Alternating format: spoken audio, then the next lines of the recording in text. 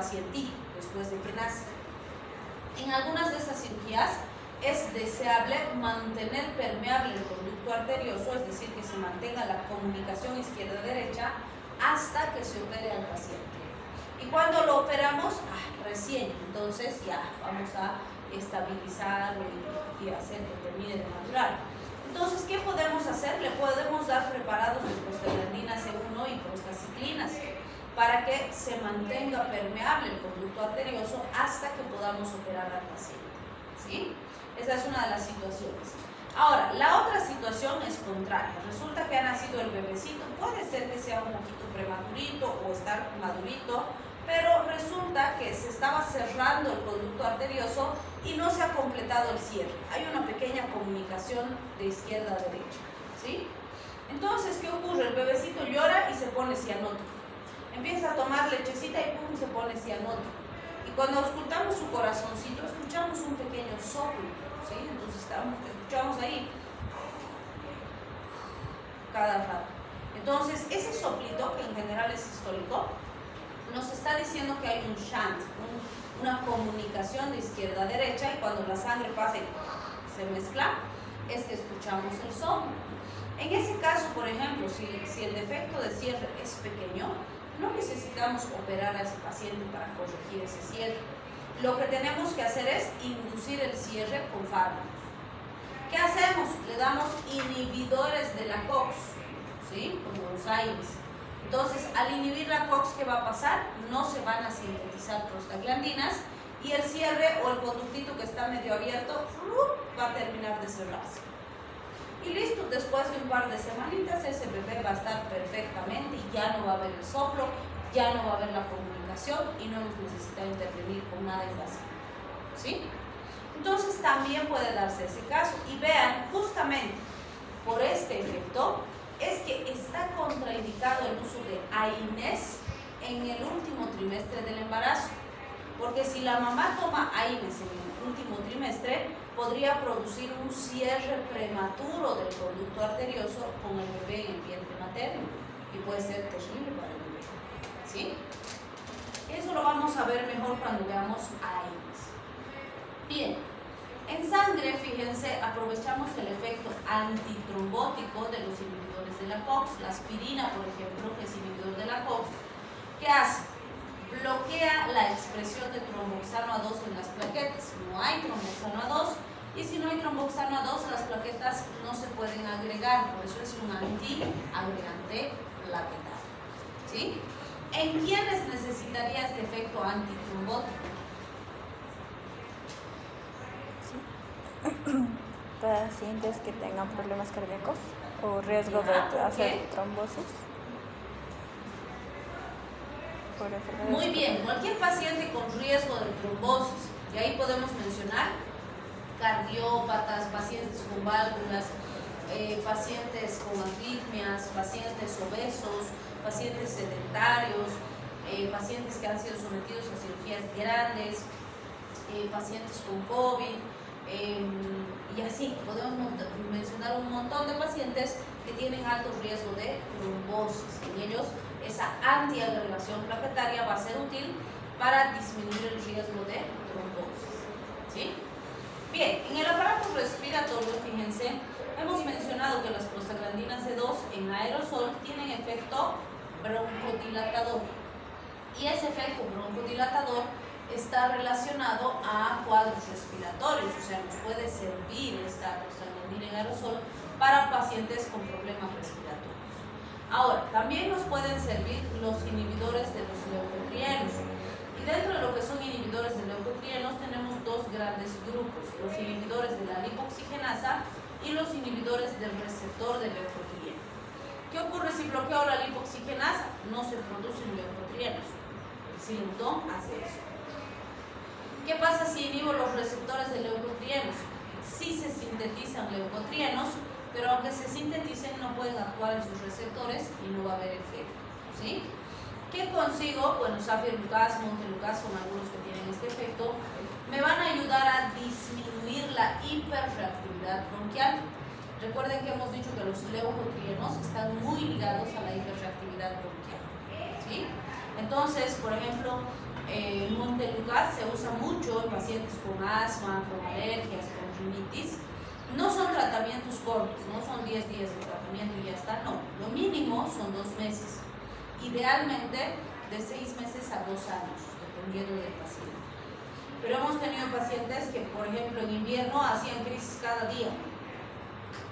Y después de que han hecho sus ciclos larguitos de Montelukast, pasaba todo el invierno y exagerando una crisis, y ni siquiera muy intensa, ¿sí? Entonces el cambio en la hiperreactividad bronquial es realmente significativo. Bien, en el aparato gastrointestinal los utilizamos por su efecto citoprotector gástrico, es decir, estos preparados de prostaglandinas como el misoprostol, que en realidad ha sido diseñado para esto, protegen la mucosa gástrica por el aumento de las prostaglandinas y la función que cumple la prostaglandina en la revitalización de las células, ¿sí? Entonces, con dosis bajitas de prostaglandina C1 se ha visto buen efecto citoprotector, pero además se ha visto que si nosotros aumentamos las dosis, aparte de favorecer la protección de la mucosa gástrica, también disminuye la secreción ácida gástrica, vale decir, este mecanismo es muy parecido al que hemos descrito para los antagonistas H2, como la ranitidina, ¿se acuerdan? Se ha visto que disminuye la producción ácida gástrica en porcentaje importante o significativo, ¿sí? Entonces el misoprostol se ha diseñado para este objetivo, pero como se usa mucho en su objetivo ilícito o ilegal, abortivo, entonces es un fármaco de prescripción controlada, vale decir, se debe comprar con una receta valorada, ¿sí? Evidentemente en nuestro medio sabemos que todo se consigue sin receta, incluyendo este fármaco, entonces sí, se compra sin receta, ¿sí?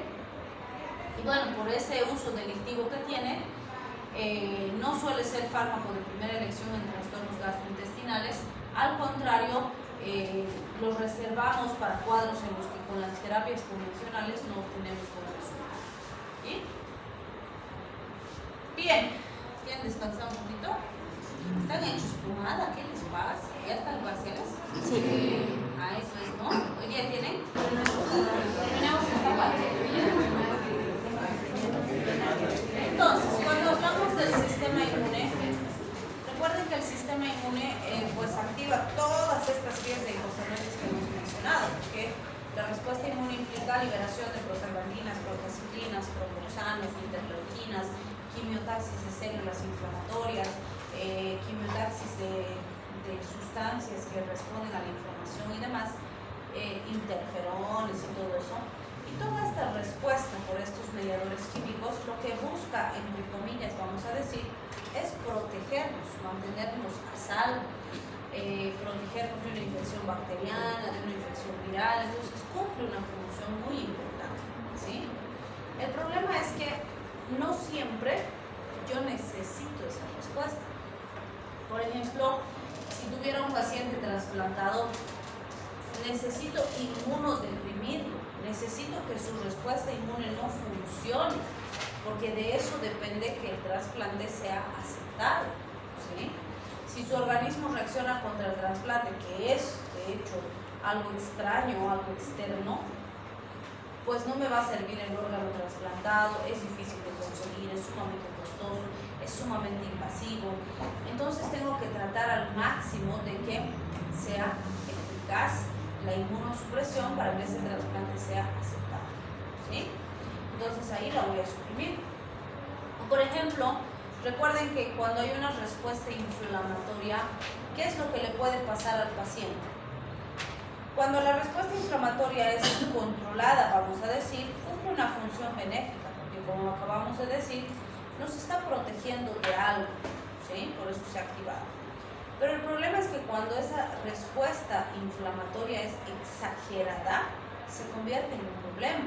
Y eso lo hemos visto claramente con la famosa tormenta de citoquinas. ¿Qué es la tormenta de citoquinas?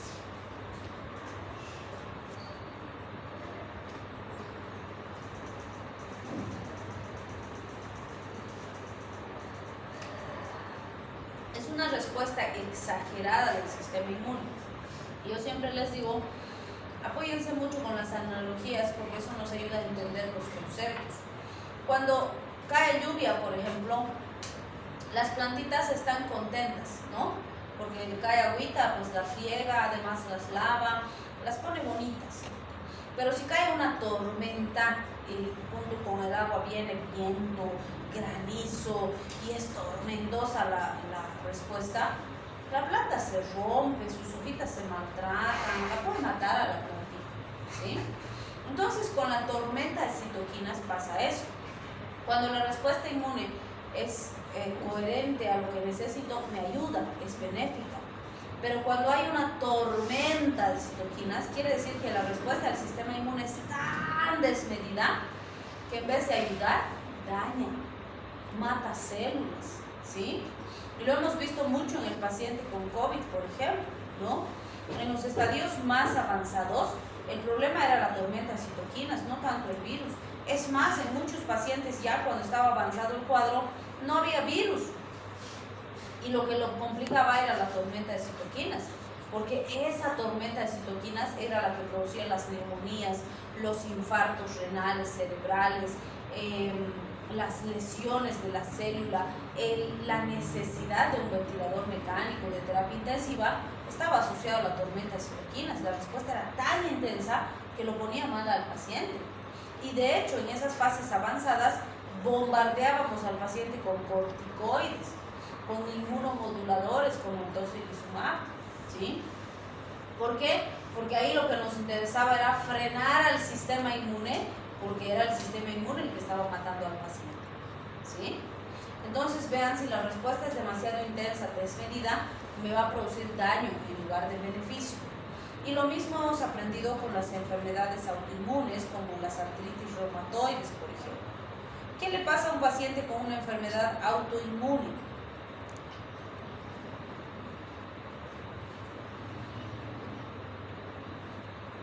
Es un desbalance del sistema inmunitario.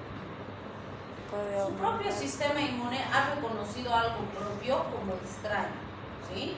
En una artritis reumatoide, por ejemplo, el sistema inmune ha identificado las propias articulaciones del paciente como extrañas y está haciendo todo lo que puede por destruirlas. Entonces, ¿qué hacemos? ¿Podemos curar a ese paciente? No, porque para curarlo necesitaríamos eliminar a su sistema inmune y no podemos hacer eso porque lo necesitamos para que lo proteja de otras cosas, ¿sí? Pero sí puedo usar inmunomoduladores, que van a ser fármacos que lo que hacen es bajar la capacidad funcional del sistema inmune. Por decirles, si el sistema inmune está funcionando al 100%, hago que funcione al 80%, ¿sí? ¿En qué me va a servir eso? No se va a curar mi paciente, pero al frenar un poco al sistema inmune, le voy a dar más años de calidad de vida, porque eso va a hacer que la progresión de la enfermedad sea lo más lentito posible, ¿sí? Entonces sí puedo usar inmunomoduladores. Y obviamente en el glaucoma también se pueden usar estos fármacos por ese efecto que hemos mencionado de disminución de la presión intraocular. Muy bien. Hasta ahí entonces sería su parcial. ¿Tienen dudas? ¿Qué temas entrarían?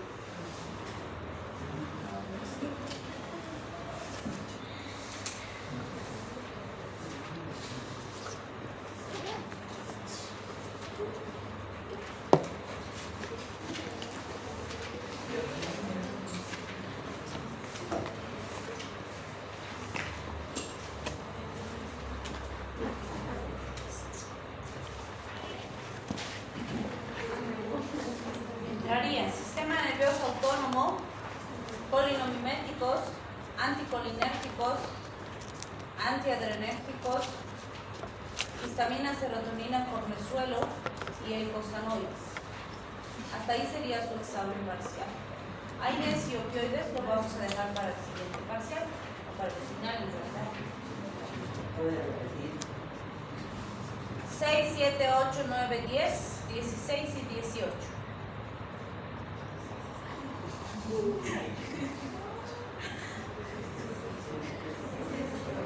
Desde autónomo, ¿no? 6, 7, 8, 9, 10. Histamina, que es el 16, y eicosanoides, que es el 18.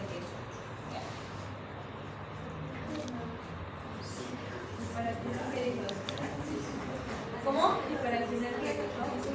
Para el final queda AINES, bueno, entre AINES, opioides y todo cardiovascular que implica hipertensión, arritmias, péptidos vasoactivos, angina de pecho, diuréticos. En teoría debería entrar dislipidemias, anticoagulantes y antianémicos. Pero esos dos últimos nunca hemos podido terminar de avanzar, es demasiado para el tiempo que tenemos. Por eso no hacemos práctica para el final, porque no hay tiempo. Apenas alcanzamos a avanzar. Bien, lo que nos queda pendiente es la resolución de su caso. No he terminado de realizar sus desastrosos exámenes. Están feas las notas.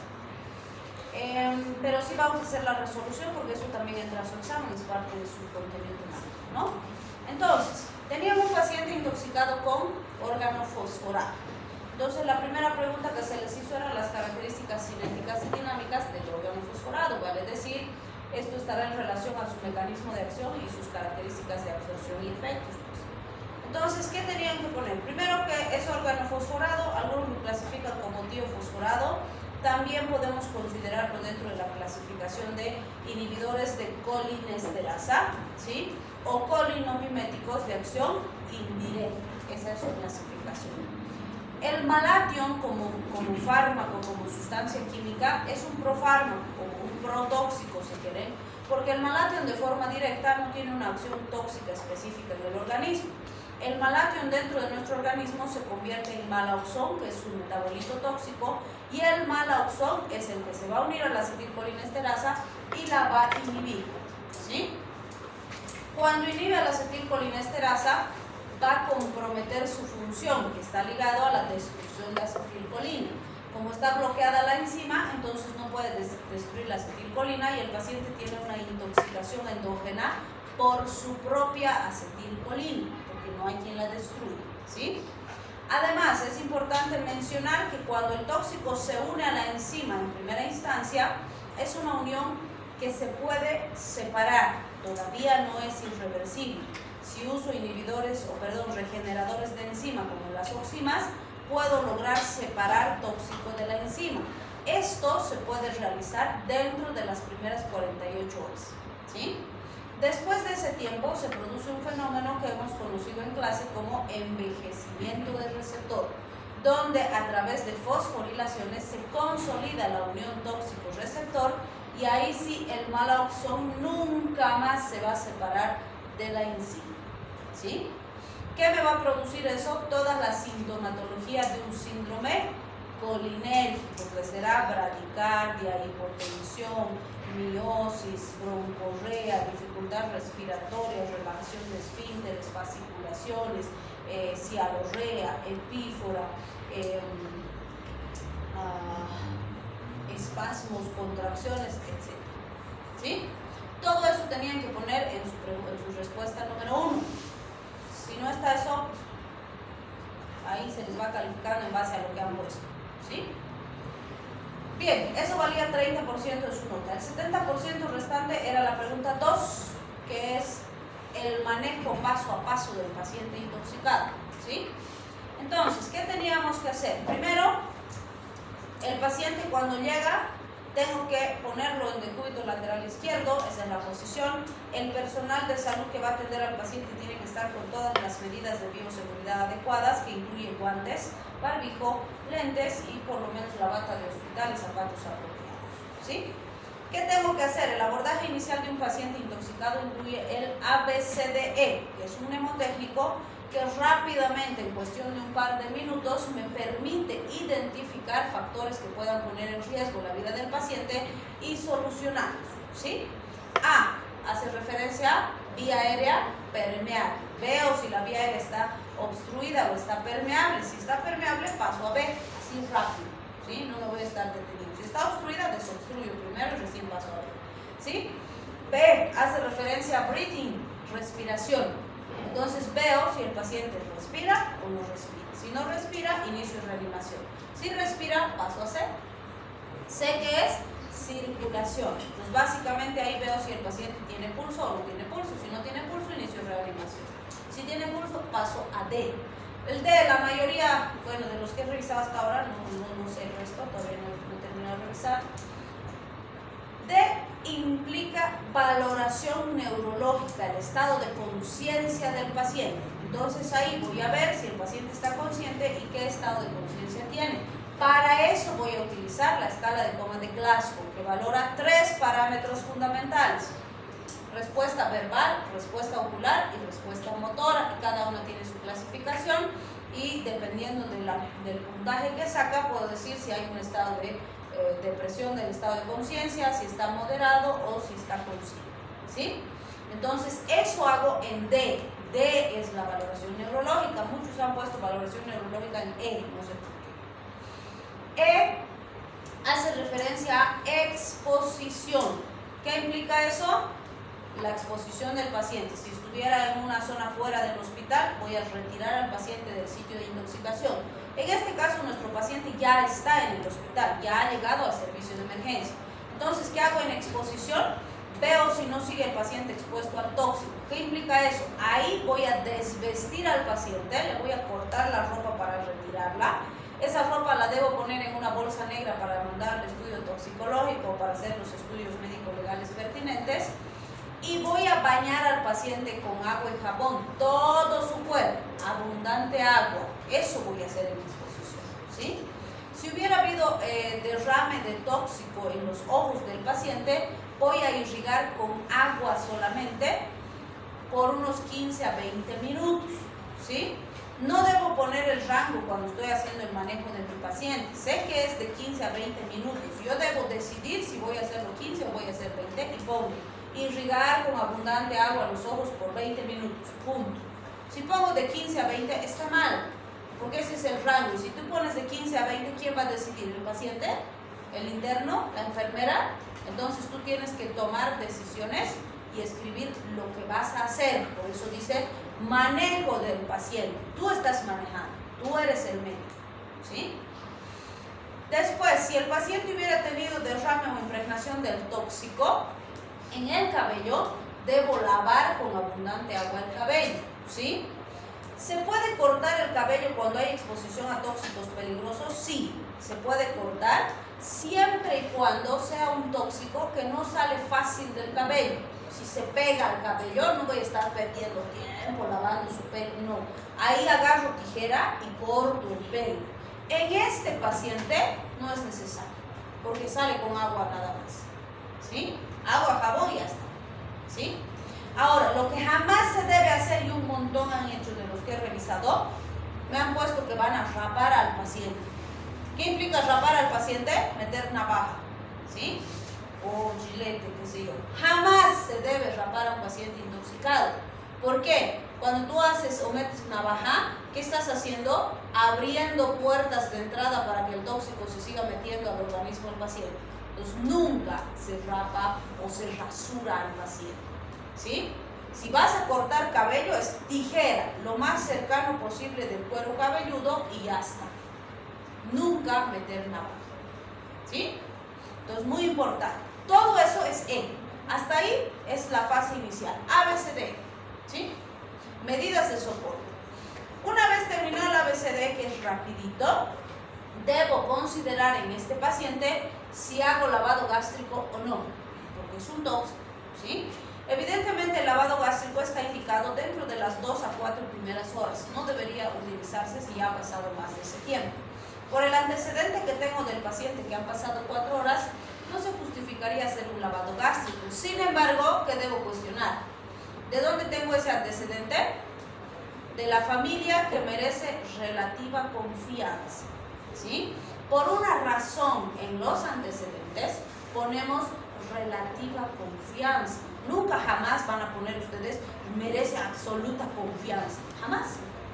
Entonces puede ser que sean 4 horas, puede ser más, puede ser menos, no lo sabemos, ¿sí? Entonces, ¿qué debo hacer? Debo verificar y cerciorar yo si es que no existe contenido gástrico. Porque si hay contenido gástrico, puede seguir habiendo tóxico y se justifica lavar al paciente. Si no hay contenido gástrico, no se justifica hacer un lavado gástrico, probablemente ya haya pasado el tóxico hacia el intestino y paso al siguiente paso, que es carbón activado sin lavar, ¿sí? Entonces, para eso, ¿qué tengo que hacer? Colocarle una sonda nasogástrica al paciente y aspirar contenido gástrico. Si sale contenido, la abro. Si no sale contenido, no la abro, ¿sí? Entonces, si voy a poner sonda nasogástrica, tengo que describir el procedimiento. Y digo, para colocar a la sonda nasogástrica, voy a medir primero la extensión que voy a introducir del ala de la nariz al lóbulo de la oreja y del lóbulo de la oreja al apéndice sigmoides. Esa es la longitud que voy a introducir en mi paciente, ¿sí? Voy a aplicar lidocaína en la punta de la sonda, he marcado donde he puesto la extensión que voy a introducir y voy a introducir por la narina que esté menos obstruida hasta la marca que he obtenido con la medición, ¿sí? Una vez ahí voy a fijar la sonda para que no se esté entrando o se esté saliendo cuando realice los procedimientos y voy a realizar el aspirado con una jeringa, ¿sí? Si hay contenido gástrico, debo lavar. Si no hay contenido gástrico, no debo lavar, ¿sí? Ahora, si hubiera contenido gástrico y he decidido lavar, también tengo que explicar el procedimiento del lavado gástrico del paciente. ¿Cómo hacemos el lavado gástrico? Tengo dos formas de hacer. Si uso la misma sonda nasogástrica que he introducido, que sí se puede, no se olviden que la sonda nasogástrica es de pequeño calibre. Entonces, no me va a servir para usar la gravedad, ¿sí? ¿Qué voy a hacer? Voy a introducir agua o solución salina al 0,45 normal por la sonda con la jeringa y luego tengo que extraer el contenido con la misma jeringa porque no va a salir solito ese contenido, ¿sí? Cada vez que lavo voy a introducir de 200 a 400 ml. Entonces yo decido otra vez, digo voy a lavar con 200 ml, ya está. O digo voy a lavar con 300 ml, ya está. Pero yo tengo que decidir, no puedo poner de 200 a 400, ¿sí? ¿Qué más? O sea, si no uso la sonda nasogástrica, el instrumento ideal para lavar es una sonda de grueso calibre que tiene en uno de los extremos una especie de embudo y ese se pone de forma orogástrica. Le voy a meter al paciente por la boca y va a llegar hasta su estómago. En esa de grueso calibre voy a echar los 200 o 300 cc de agua, van a ingresar y el embudo voy a agarrar y lo voy a bajar a un nivel por inferior de la altura del paciente. En ese que es de grueso calibre, el contenido líquido va a salir por gravedad, ¿sí? Entonces es diferente si es el embudo con la sonda de grueso calibre a si uso la sonda nasogástrica, ¿sí? Eso tengo que especificar. Ahora, en ambos casos, ¿cuántas veces voy a lavar? El primer lavado, de hecho, debo colectar y mandar al laboratorio toxicológico para que estudien si es que hay tóxico por ahí. Después voy a repetir el procedimiento. Introduzco 200 ml, saco los 200, introduzco, saco. ¿Cuántas veces? Desde que sale cristalino limpio sin detritus, 3 veces más, ¿sí? Entonces, para cada paciente va a ser diferente. Cuando he hecho eso, recién considero que mi paciente está bien lavado, ¿sí? Ahora paso al carbón activado. Para el carbón activado tengo dos formas de calcular la dosis. Puedo usar el estándar o puedo usar la dosis kilo peso. Si uso el estándar son 50 gramos para el paciente adulto. Si uso kilo peso es 1 gramo por kilogramo, ¿sí? O sea, algunos le han dado 1 gramo por kilo cada 6 horas. O sea, no, 1 gramo para un paciente adulto, no. ¿Sí? Es 1 gramo por kilo, ¿sí? Entonces, si uso el estándar, le doy 50 gramos o su equivalente, que son 10 cucharas de la presentación que viene en polvo. Si uso 1 gramo por kilo, como no tenían el peso del paciente, tienen dos opciones. O usan el estándar, 50 gramos, o hacen cálculo estándar de peso. El peso estándar en un adulto joven, ¿cuánto es? 70 kilos, ¿sí? Y le doy 70 gramos. Entonces tienen opciones, pero ustedes deciden cómo van a manejar, pero tienen que explicar, ¿sí? Entonces, digamos que he decidido usar 50 gramos, voy a agarrar eso, si es en tabletas, tengo que moler con mortero, convertirlo en polvo para hacer la dilución. Si tengo en polvo, más fácil, uso 10 cucharas y voy a disolver eso. ¿Con cuánto voy a disolver? Puedo usar 2.4 ml por cada gramo de carbón activado o puedo usar 200 ml o 300 ml como total. Entonces agarro mis 200 ml, revuelvo y mezclo bien el carbón activado y ahora esa solución líquida voy a pasarle por la sonda nasogástrica, ¿sí?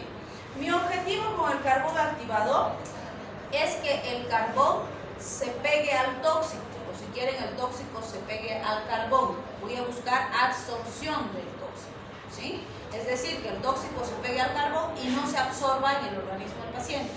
Mi objetivo con el carbón no es el estómago, es el intestino. Necesito que el carbón llegue al intestino y ahí se produzca la absorción del tóxico, ¿sí? Puede producirle estreñimiento a mi paciente. En ese caso se recomienda administrar un catártico que va a acelerar el tránsito intestinal para que el carbón con el tóxico puedan salir por las heces. Pero es cuestionable, o sea, no es que siempre voy a darle catártico. No se olviden que este paciente ha llegado con relajación de esfínteres. Entonces probablemente no necesite darle un catártico.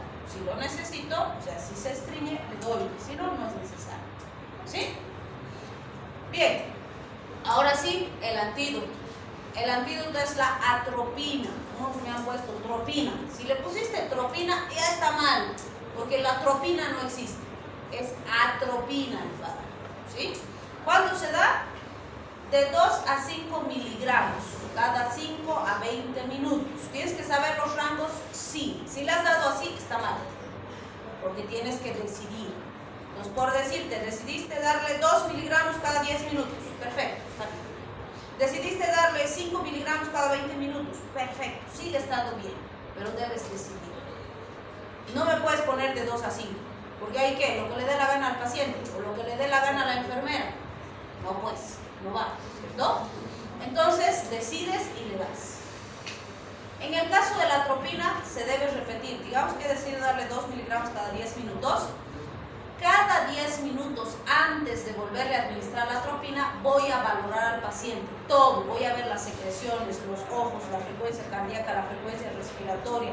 Voy a valorar todo para decidir si le doy la dosis o espero, ¿sí?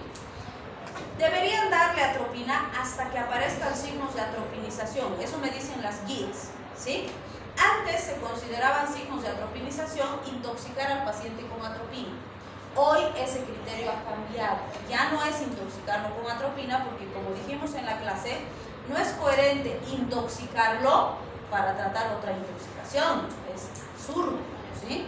Entonces, los criterios de atropinización hoy son 3. Debo considerar la frecuencia cardíaca, las secreciones y la broncorrea, o si quieren, la respiración. Esos 3 elementos son los claves que voy a mirar. Cuando mi paciente esté taquicárdico, seco y sin broncorrea, considero que está atropinizado, ¿sí? Entonces, ¿qué hago? Le doy atropina, pasaron 10 minutos, lo valoro. Si todavía no hay estos elementos, le vuelvo a dar atropina y así le voy dando. Digamos que va a llegar un momento, digamos que le he dado 5 dosis, ¿sí? Y si lo estoy dando cada 10 minutos, han pasado 10, 20, 30, 40, 50 minutos. Fíjense, todavía no ha pasado una hora. Pero es muy probable ya con la 5ª, 6ª dosis que su paciente ya tenga signos de atropinización.